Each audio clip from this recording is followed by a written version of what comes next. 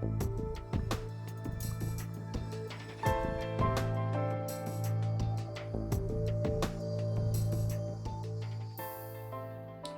everyone. Welcome to the Village Online. Nice to see you. My name is Jonathan, and I'm hosting our gathering this weekend. Love that you have hit pause on your life and hit play on this video.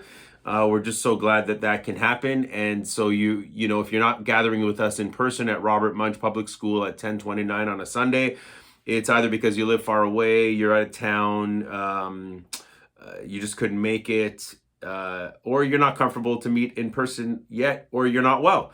And so we hope that you've been able, obviously, to catch this, watch it, and stay connected with us, even though you're in the confines of your home or in some hotel room or, you know, on a deck somewhere if you're at a cottage.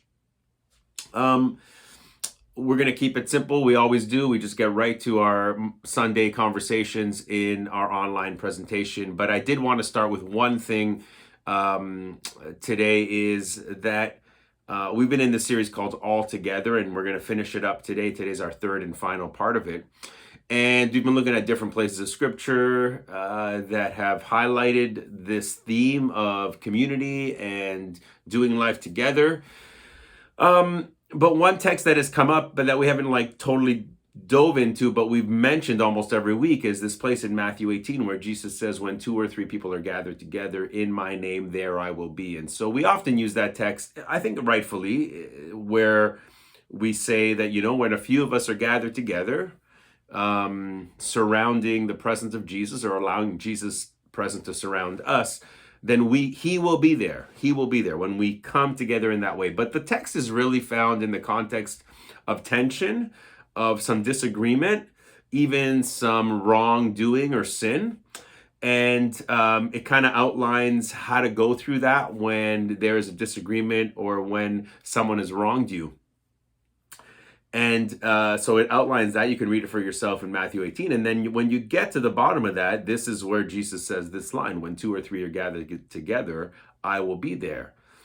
And in the context of this weekend and Friday being in Canada, the first National Day for Truth and Reconciliation, you know, I reading that or hearing that, or just that text has kind of been in and out of my mind and heart the last few weeks. And it dawned on me that really we can see this text also in the light of something like this. It's almost like Jesus is saying, when a few of us gather around the theme of reconciliation, when we are able to admit our wrongs, admit something we've done or something we've been a part of that we wish we didn't, and in this case, our Canadian culture and connection to our Indigenous neighbors, when we take action and we are thoughtful and we purposefully gather around that theme, Jesus will be present there. How cool is that? How cool is that? So my hope and my prayer, as this has been a really important day for our country,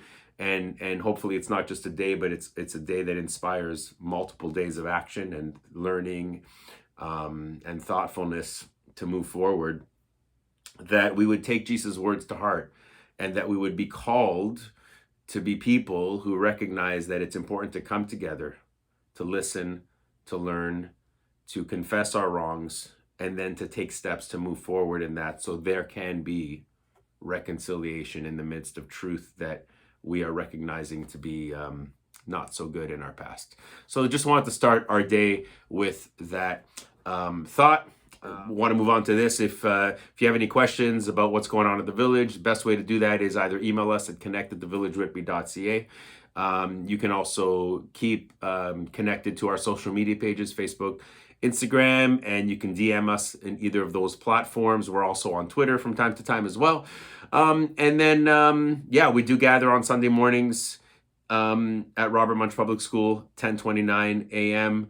And so if you're comfortable to gather, or you've never been with us and you want to see what it's like in person, then you are welcome to gather with us there. We won't be gathering on Thanksgiving weekend, but we will be back after that and right up until Christmas, if everything stays the same. So just wanted to encourage you with that. We're going to move right into this morning's conversation. But first, I'm going to read a text, and John chapter 15, let you think about it for a few seconds, and then we'll jump into today's chat. Jesus says this in John chapter 15, verse 1. I am the real vine, and my Father is the farmer. I'm reading from the Message. Live in me, make your home in me, just as I do in you. In the same way that a branch can't bear grapes by itself, but only by being joined to the vine, you can't bear fruit unless you are joined with me. I am the vine, you are the branches. When you're joined with me and I with you, the relation, intimate and organic, the harvest is sure to be abundant. Separated, you can't produce anything. I've loved you the way my Father has loved you. Make yourselves at home in my love. If you keep my commands, you'll remain intimately at home in my love. That's what I've done. Kept my Father's commands and made myself at home in his love. I've told you these things for a purpose, that my joy might be your joy, and your joy wholly mature. This is my command. Love one another the way I have loved you. This is the very best way to love. Put your life on the line for your friends. You are my friends when you do the things I command you. I'm no longer calling you servants because servants don't understand what their master is thinking and planning. No, I've named you friends because I've let you in on everything I've heard from the Father.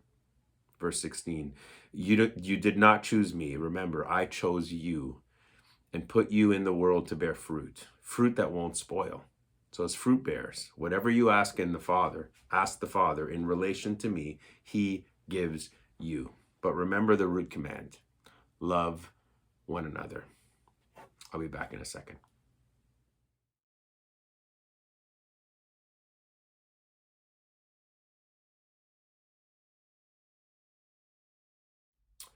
All right, I am back. Thanks for sticking around. And I hope you thought about that text. We're going to just talk about it a little bit in today's conversation. This past week, I had a chance to go out for dinner with a bunch of friends, some local friends, community friends. I've been part of a few different running groups the last few years. And one used to be South Whitby until COVID kind of messed it up a little bit and tried to resurrect it. Didn't really happen. And then one of my friends from that run group started another one in Brooklyn, North Whitby. And after a whole year of doing that, which was lovely, we would meet at a place. We would run for, you'd pick 5 or 7 kilometers, and then you'd hang out after for a drink maybe. This Friday, though, a bunch of us, actually 16 of us, decided to have dinner together. And so there was no run involved. It was just us sitting around a table and catching up and chatting and getting to know each other a little bit more. It was a wonderful time with community friends. And the friend that kind of leads this up, his name is Sadir, who started it. He said a few words, and it was kind of neat to see him kind of stand up and try and get our attention. And he was just saying how a year ago it started with 3 people. He wasn't sure who would show up. And he mentioned the 2 people that met him that day. And that we've grown, right, with the help of a few people, and then of all of us really that have encouraged it, and I've encouraged it myself as well with different people, and just being there present on a weekly basis. And we've seen as many as 15, 20 people come, right, on a given night. And it's been just a wonderful time to really kind of grow as a community, right? And these things kind of developed different kinds of communities developed over COVID. This one was outdoors. It was easy. No matter what was happening, we can kind of meet, still run, be together. And so this group is kind of formed, and this community is formed. And he used those words in his language, as he said, like this community has started, and now it's not just running, but we've become friends. And it was lovely to hear that, lovely to see that. If you know me well, my heart is for my community, for my neighborhood, for Whitby, for Durham. I purposely get involved in things in my community that I think can make a difference, either because of the activities that they are promoting, but simply because of relational connection and consistency of that connection, right? And then I was sitting there, and like everybody at the table is a little different, and some of us are more rowdy than others, and some of us, we're from different places. That's what a group like that is gonna bring, right? And then I had that one kind of thought, like, man, what am I doing here? Like, I'm having dinner with all these different people, and I was having a good time, but just that thought came, and then I just thought, this is exactly where Jesus would be. He would be with people in his neighborhood who he wants to invest in and care for and be present for. And I felt like I was just in exactly the place that I needed to be. And I wanted to say this. And so if you're here listening in online, but those who are going to listen to this in person this morning, I want to say that you taught me how to love my neighbor.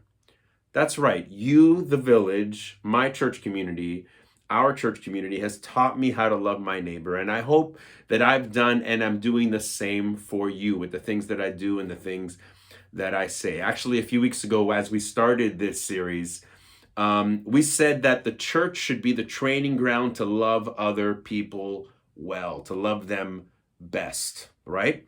We recognize that in a church community, any church community, doesn't matter what denomination, what kind, you think that everyone's the same. It's not the case. People are different. We look different. We have different homes. We think different thoughts. We maybe even vote differently. There's just so many things that are different about us, our backgrounds, cultures, all that stuff. Some of us like crowds, some of us don't like crowds. Extroverts might be like just so excited to leave their house to come to church in person in the morning. Extroverts are like fighting the thoughts of like, I don't know if I want to be with people today, and kudos to them when they do. And I totally understand and appreciate it. My wife was an introvert, and I totally get the feelings of that from her perspective and my friend's perspective that are. But hopefully in a gathering space like this, now this is online, but also in person, we learn how to best love those who are not exactly like us, right? And by doing that, then we can do that even better when we scatter. So when we gather, we learn to do that together in a church context. And then when we scatter, that inspires us, helps us, teaches us, encourages us to do that even better in our community, neighborhood context. All right. So this is the third and final part of our September series. And our first series this fall has been called All Together. All Together. Have you made the connection? Did you sense it was a good way to start this season, the fall of 2022? Are you happy that we're able to be together? Obviously, if you're watching online and you haven't been there in person, you don't get that, exactly the way I'm saying it. But think about this. Are you happy about that idea, or are you in a different place in your life? Unsure if together, especially all together, is kind of your cup of tea anymore. I understand where people are at in this season, right? So why this title? Why this series? We've said this before. The last few weeks, it's been more than 30 months since we had gathered in this specific place at Robert Munch in school. And so seeing this is like the extension of our in-person gathering. And so taking that into context, thinking about that and being honest that this whole thing, like this whole community thing, our whole church thing could have crashed down, yet somehow we're still here. We're still together in a different reality. Some might say even a twilight zone. But this is a big deal, right? This is a big deal. The fact that we can still do this and that we have continued to kind of inch forward. In the midst of that, there's been so many feelings of displacement, disillusionment, felt by followers of Jesus, and also felt by people that aren't so Christian, right? Just because of, and we've talked about this, I'll say it in a second why, right? Lots of kind of meh feelings mixed with exciting feelings about leaving your home to be in a community with others. And so we get that there's some people that are like, yay, I can't wait to do this. And some are like, I don't know, right? And then, of course, we add to this what I've talked about the last week, specifically last week, the pie of confusion that we've been addressing in this series, which is what? The pie of confusion is politics that has just caused so much division and, people just being divided on so many issues. The pandemic, which brought, of course, sickness and illness and all the stuff with jobs and finances and everything all with that. A craziness to our health system that is just showing the cracks in the system because of it. And we've been, obviously hoping that there could be more done for that, for our nurses and our practitioners. But the pandemic also has caused more than just sickness. It's caused people to be isolated and caused people to get into different rhythms that have taken them away from community. And then there's church scandal, which we've talked about in the last few weeks, being very open and honest that, people in specifically larger church contexts, but we say that not to say blame the larger church at all. But it's just so happened that in that context, there's been some people that have disappointed us and that have kind of, made us just think maybe twice about this whole church thing. And I want to say this online as well, that we're planning an evening, a Friday night or a Sunday late afternoon, early evening, to give those who wish a chance to kind of share their feelings about that whole thing, politics, pandemic, but specifically some church scandal stuff that's happened, in North America and Australia, I guess, and ask questions, express their anger, express their disappointment in a safe place where maybe some healing can happen, and a sense of like, at least that we can kind of get it off our shoulders. And so if you're interested in that, let us know, shoot us an email, and we would love to have you there when that happens sometime in the next few weeks. Well, the first 2 weeks of this series, we spent some time in Philippians chapter 1 and John 17, the Gospel of John.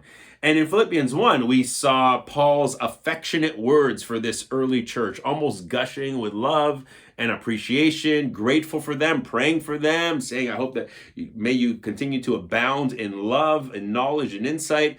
These are beautiful words, but the words that really, like the feeling you get from that is just this sense of community, this sense that he is distant from them, but he still feels this belonging and connection to them. And so that's Philippians 1. If you didn't get a chance to watch that, go back and watch it 2 weeks ago, at least read the text.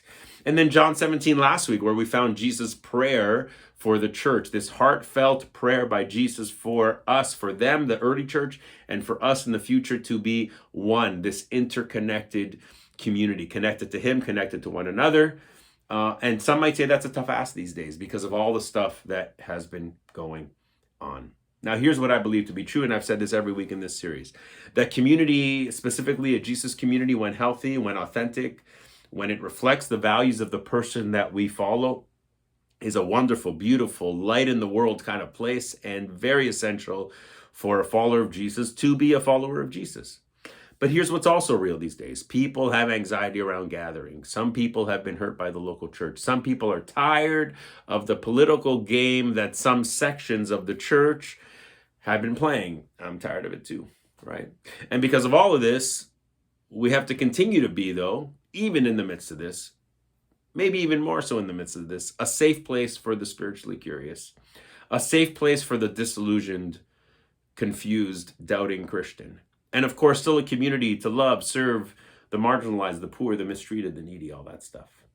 So with full appreciation for where we are at, we still can't follow Jesus alone, even though we are tempted to.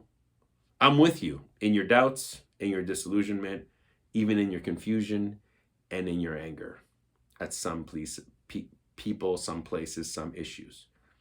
But I still affirm what Eugene Peterson has said, and I said this the last few weeks, I'm going to repeat it again. You can't follow Jesus alone. I can't follow Jesus alone. This is the full quote. There can be no maturity in the spiritual life, no obedience in following Jesus, no wholeness in the Christian life apart from an immersion in and an embrace of community. I am not myself by myself. I can't become myself by myself. Now, I believe this to my core, that community fosters authentic relationship with Jesus, and that when we try to do it alone for an extended period of time, it does not work, okay?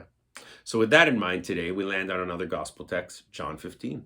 You heard it read earlier by me. And the word that kind of is the theme of it, in my view, or my understanding of it, is interconnectedness. This just deep, rich connection in community.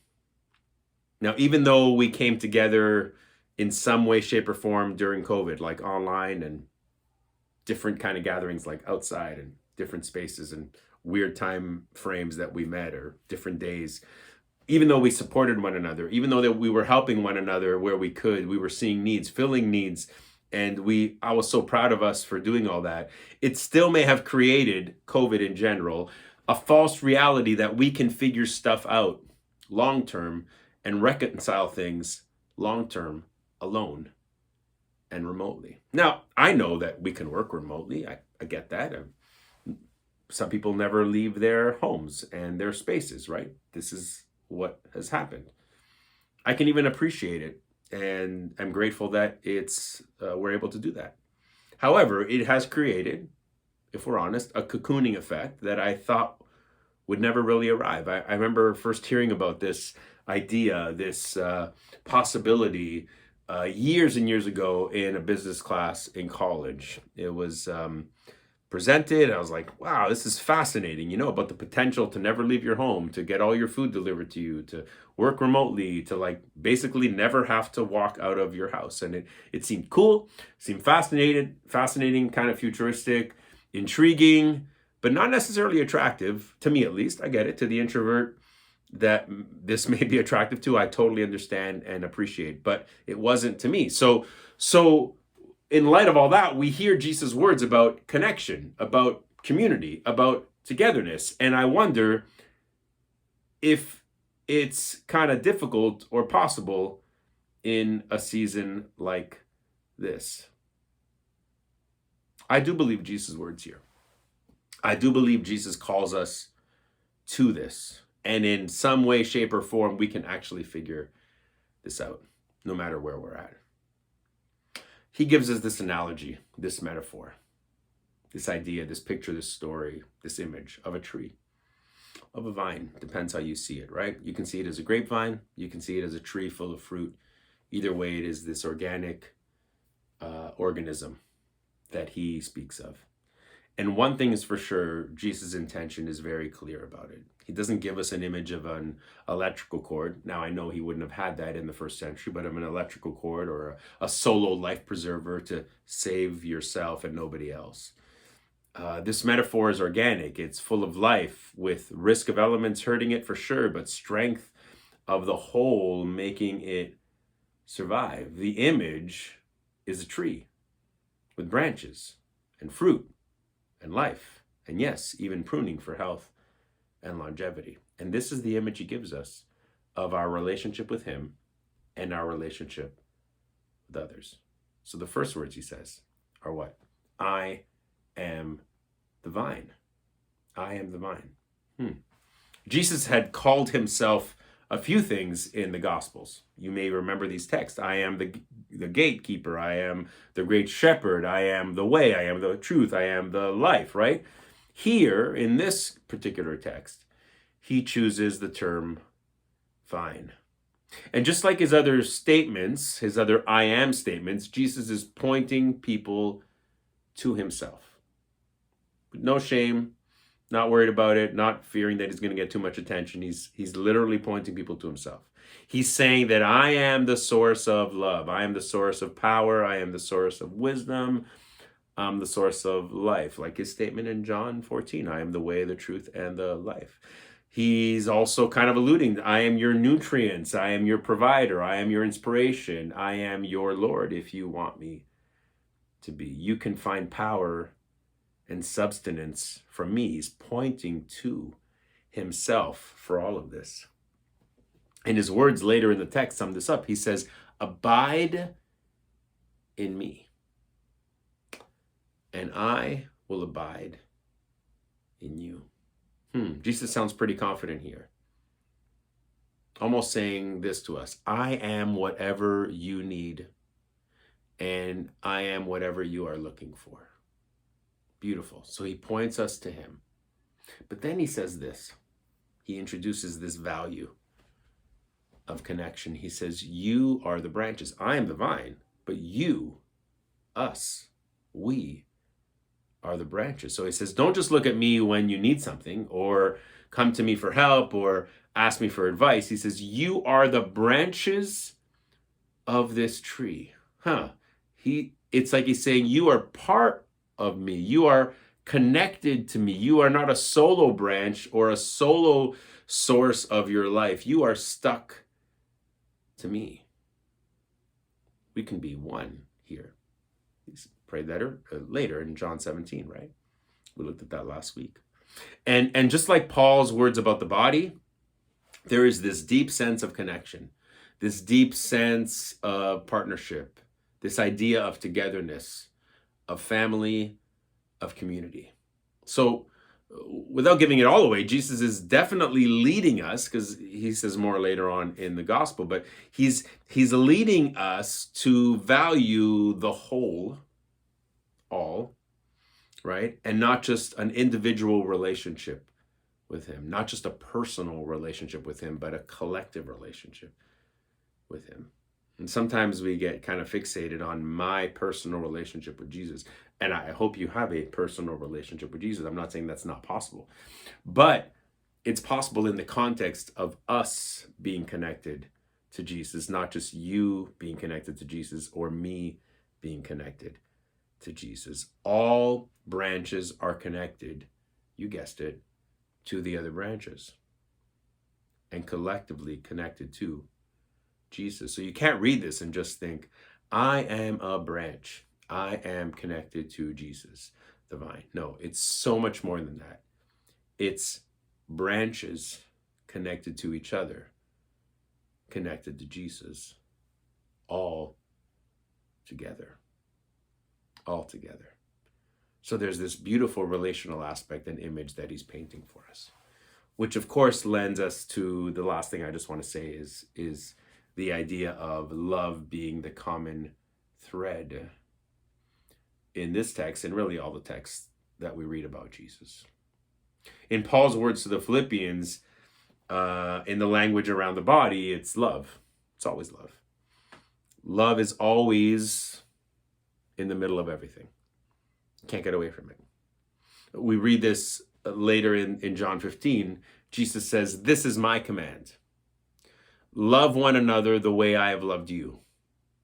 This is the very best way to love. How? To put your life on the line for your friends because of your interconnectedness. You are my friends. Jesus, of course, lays his life out for us. But remember the root command. The root command is love one another. This is the ethos. This is the main idea. This is the glue that keeps this tree together. And if there's a lack of love, there is a lack of connection. There's a lack of love, there's a lack of authenticity. There's a lack of love, there's lack of something else, because love is the main thing, right? Love comes from the source, Jesus. Love lives in the branches, us and the community. Love makes its way into the fruit that comes through us, that impacts whoever eats it, right? So love has to be part of every single stage of this. Love has to be felt, love has to be shared, love has to be lived, love has to be given anytime we are all together. And we can only really experience love in some form of community. You'll never experience it, I said this in week 1, in isolation. There has to be at least one other person to connect and to experience love with. And it's got to define what it means for us and other church communities to be all together. All together.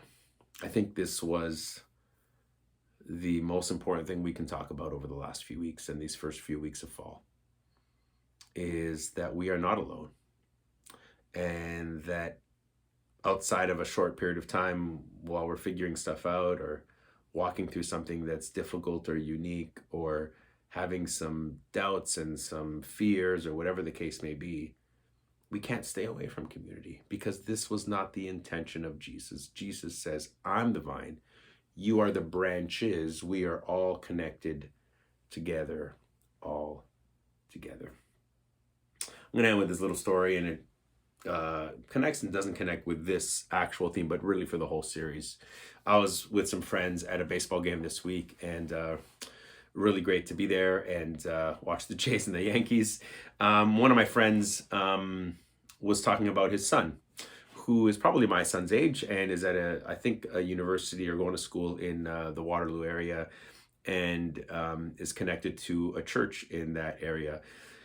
And so his son was saying that one of his friends was starting to be intrigued or interested or thinking about God and how this all kind of like what part God can play in his life. And these were coming from himself, just things he was thinking and experiencing and whatnot. And so chatting with my friend's son, my friend's son was like, hey, well, why don't you just come to church with me? And, maybe there's some things that can help you on the night that you come. And so they go to church, and he enjoyed it, and really thought it was helpful for the place in his journey, and will hopefully continue to pursue that. But then in the midst of that, this young man asks my friend's son, like, what is church? What is this? Why? I mean, I know what I felt tonight, but why have you been connected to it for so long? And this 20-year-old described it like this: church is a space that touches a part of you or a part of us that no other space in our world or community can actually touch. So when you gather with others and Jesus is present, that experience touches a part of us inside that nothing else can touch, that nothing else can do for us that way. So as much as I had an amazing, wonderful time with some people on Friday night, and it really was wonderful, and the intention was there, and I know that, Jesus would have wanted me to be there, all that stuff, it's still not the same as gathering with people and Jesus being present. And I just thought, what a beautiful way to describe, at least for this 20-year-old, what the church is for him. It's a space, a gathering of people that when he is there touches a part of him that no other place, university, work, baseball game, whatever, none of that, as good as all that stuff can be, there's a part of you that won't be touched unless you find yourself in a gathering of people that are either following Jesus or figuring out how to follow Jesus. And my hope and my prayer is that we can just continue in this beautiful, beautiful tradition of gathering all together and figuring out how to do life with Jesus at the center of it all. Let's pray. God, thank you for who you are, for what you do. I thank you personally that in good times and really tough times, the church has been home to me. My church family at the Village has been just a beautiful sense of community. Knowing that they're praying for me or thinking about me and vice versa. This week there was a few people in our church community that needed prayer, and it was so beautiful to send that request out and know that people were praying for this individual. And God, what we feel when we gather together, it's hard to even put to words, even though this young 20-year-old, I think, did a really good job of it. And I pray, Lord, that even though we are tempted to at times, because of certain things that are going on in the world and in the church, that some things want to kind of take us away from this. Remind us that we can't follow you alone. It has to be done in community. And even though there might be some hurts associated with that, there's also healing in that same place. So bring us to that point, and may others discover Jesus with us along this journey. I thank you again for my church community that I'm a part of, and whoever's watching, if they're from us or from another church community, that they would be grateful for theirs. And that you would help us, God, to really have love be at the center stage of every single part of what it means to be a community of people who follow Jesus. Because that's the fuel, that's the fruit, that's the attraction. It's all there. Yeah, may we abide in Jesus as he abides in us, as we do life together with him and with each other. In Jesus' name we pray. Amen. Amen. Thanks for sticking around. Thanks for watching today. We won't see you on Thanksgiving weekend, so have a wonderful weekend, and then we'll be back the following on October 16th. Peace, love, Prosecco.